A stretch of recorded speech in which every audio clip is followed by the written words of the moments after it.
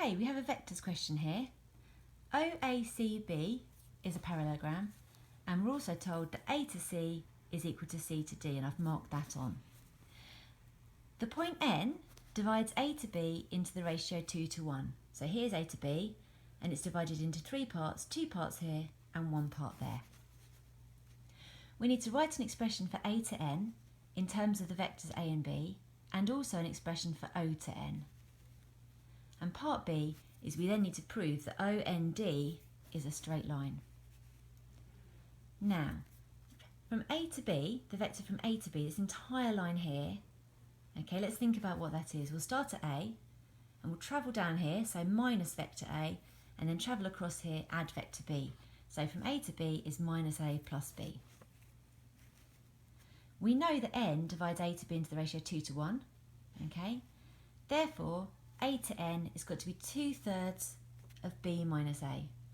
Now, it doesn't matter if you do minus A plus B or B minus A, they mean the same thing. Now, to get from O to N, we need to think about going from O to B and then adding on B to N. Okay?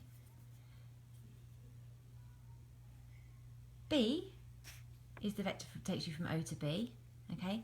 And then we need to add on 1/3 of that distance, okay? 1/3 of A minus B, okay? Which is the distance from B to A, okay? And it ends up being 1/3 of A plus 2/3 of B. Now for part B, we've got to prove that OND is a straight line. We know that A to C is the same as C to D, okay? And we know that A to C is vector B. Here's vector B, that's vector B there as well, therefore that has to also be vector B, okay?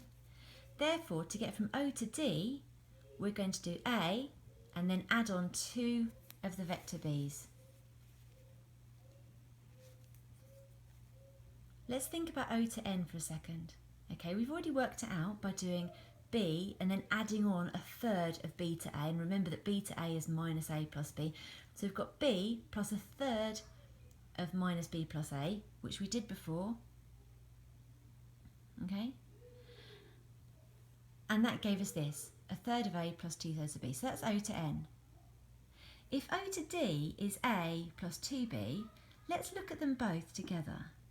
Okay, let's look at this and this.